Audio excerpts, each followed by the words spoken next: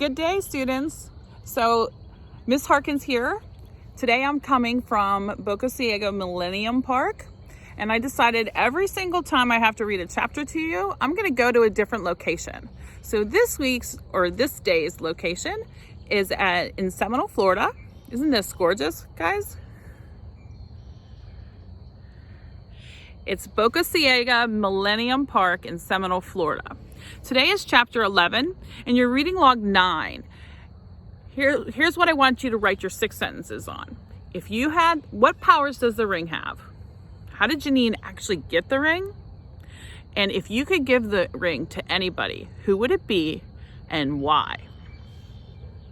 Chapter 11. A poem can be a home to those who roam, or like whatever.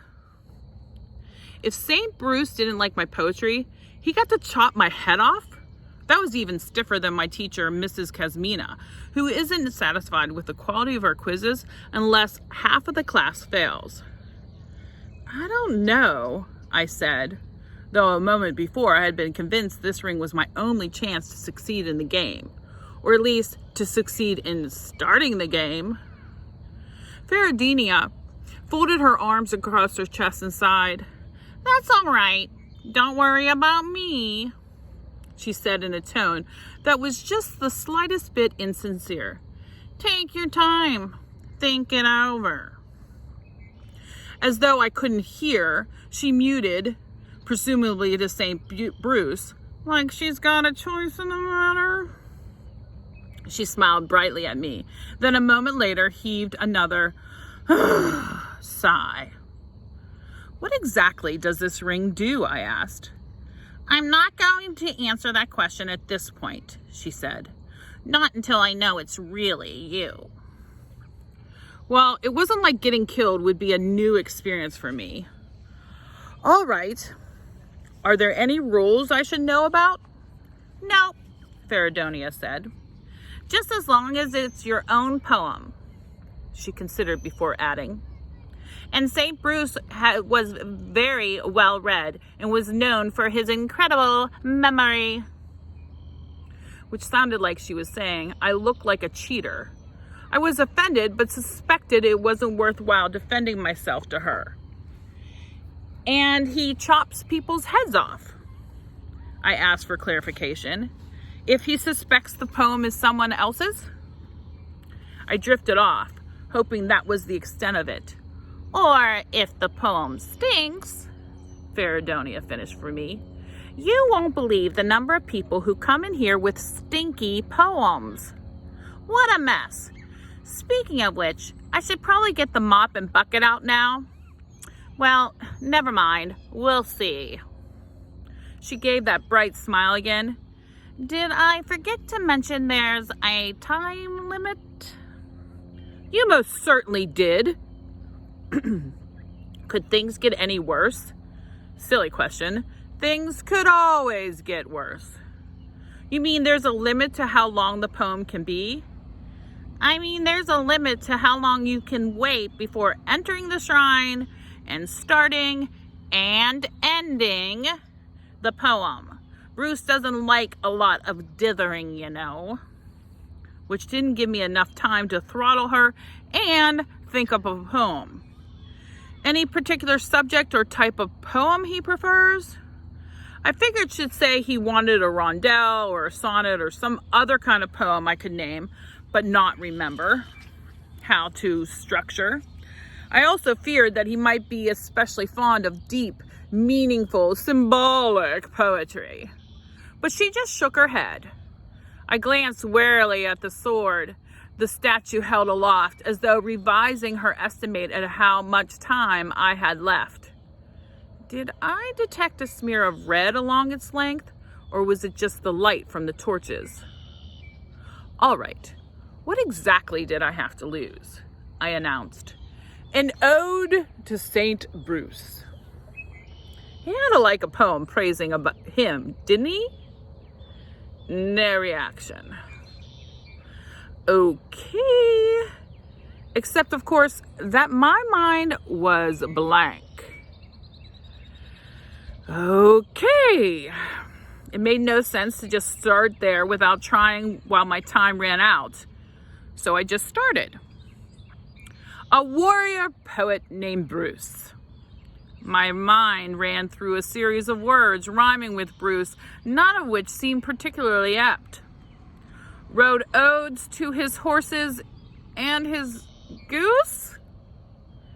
I fully expected the sword to come down then, but it didn't. I cleared my throat. Okay, that took care of the poet part. What about the warrior? He won honor and prizes. Prizes? What was I thinking about prizes? Against foes of various sizes? Against was poetical, even if the line itself was forced. Now, what about that saint part? Knowing it sounded like the pathetic begging it was, I finished, and protect young poets from abuse. Ferdona winced and ducked. I closed my eyes and braced myself for a blow from the sword. But there was no pain, no fizziness, no maternal call of, Janine, Janine, come back to the house. Maybe I was still alive. I peeked to check. The statue just stood there like a good statue should. Stood, good, should. Now the rhyming was coming to me. Feridonia lowered her arms from protecting her head and gave a snort of disbelief. He must be in a good mood, she proclaimed. Lucky you. He's accepted your poem. I couldn't fault Feridonia for being surprised. I was amazed myself. Now what? I asked. Now you ask for what you want, Feridonia said, and if it's within St. Bruce's power, he'll grant it. I closed the mouth I had opened to ask for the ring. If it's within his power? I repeated. She nodded. If within his power. What does that mean? I said. It means if he could do it. Feridonia rolled her eyes, despite her polite smile. Oh, well, thank you very much for clarifying that particularly challenging question. Though I had come to get the ring, suddenly I wondered if the ring was my best option. What sort of wishes does he grant? I asked. And what sort doesn't he grant? Well, she said, I've never known him to turn down a request for facility at rhyming or meter, which I do have to point out are areas in which you seem particularly weak. Ah, I said, suspecting that she wouldn't recognize sarcasm. Very useful to peasant girls who need to take on the royal court. She said as though maybe she did know sarcasm when she heard it.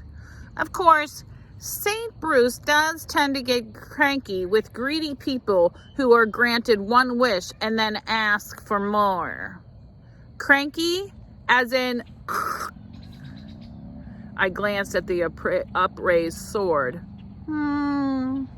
Feridonia agreed. So what do you suggest? I asked.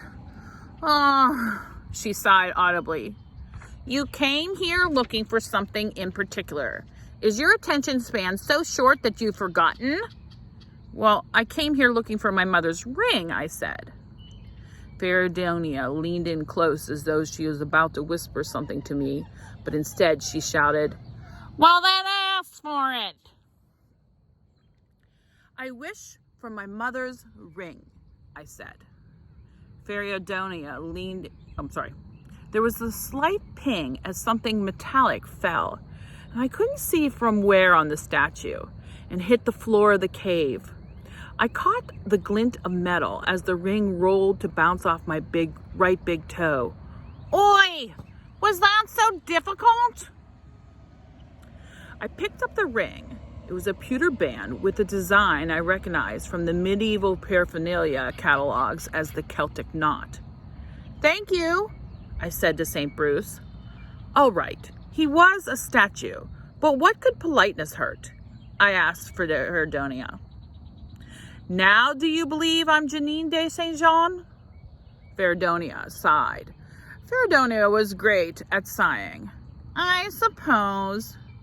Then can you tell me about this ring? If you give it to someone, Feridonia said, that person will do your bidding. You mean, like... I shrugged. What? I mean, like your father put the ring on your mother's finger, and even though she knew better, she was compelled to love him. Ew. You mean she didn't want to and had to because of this ring? The king, who had never been high in my estimation, took the express elevator down to the sub-basement. She shouldn't have accepted the ring, I proclaimed. Feridonia leaned closer to smacking her palm against my forehead, but refrained. You don't listen too well. You should really learn to listen. Compelled. Did you not hear me say compelled? Or don't you know what the word means? You said, I reminded her, that once my father put the ring on my mother's finger, she was compelled to love him. And yes, I know that compelled means that she had to, whether she wanted to or not. You never said she was compelled to accept the ring. She put her hands on her hips and stood on her toes to stick her face up into mine. Well, I should think that was obvious. I raised my voice to match hers. Well, okay then. But getting her mad wasn't going to help. Making an effort to sound pleasant, I said, okay, thank you. Don't you take that tone with me, Feridonia snapped. Which made me wonder if her character might be based on my grandmother, who can discern a tone at 50 paces. Sorry, I said meekly. But no, really, thank you. That is valuable information. You're saying that when I give the ring to someone, that person has to accept it, and that he or she has to do whatever I command. Feridonia nodded. You can give the ring only once, and that person will do all your bidding or die trying for as long as he or she lives, never able to remove the ring, no matter what you bid, even if you jump off this castle battlement, which, not that you asked, but I'll give you my opinion anyway, would be a wasteful thing for you to ask for, because even if a person dies within moments of getting the ring, you can't take it back. Well, you can, but it won't work again. Sorry, I got a bug on my finger. Stop. Sorry. Well, you can, but it won't work again. Now, that whole paragraph is what you're going to definitely put into your reading log by paraphrasing it in your own words. And I'm going to read that one more time because we had that bug. Feridonia nodded. You can give the ring only once, and that person will do all your bidding or die trying for as long as he or she lives, never able to remove the ring, no matter what you bid, even if it's to jump off a castle battlement, which, not that you asked, but I'll give you my opinion anyway, would be a wasteful thing for you to ask for. Because even if your person dies within moments of getting the ring, you can't take it back. Well, you can, but it won't work for you again.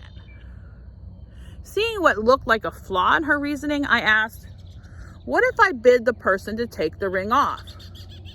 What are you, a fledgling lawyer? It can't be done, Feridonia said. Just wondering. She shook her head. I really hate lawyers. She turned to complain to the St. Bruce.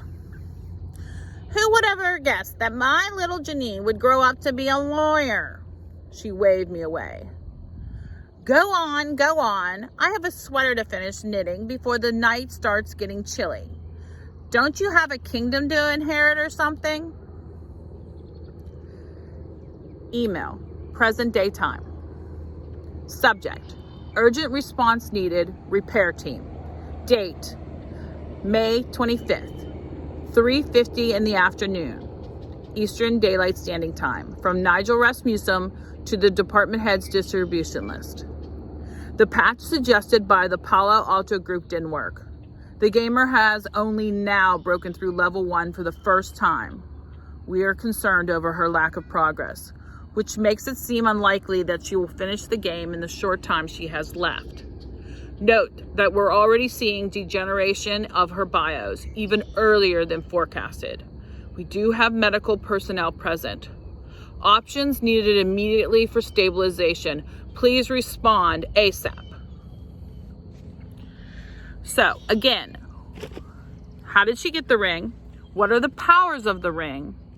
If you could give the ring to anybody, who would you give it to and why? I think that was everything. Yeah, that's everything. So write your reading log, place it in Portal. I almost fell in the pond. Place it in Portal, and it's due by the end of the day. Stay healthy, everyone.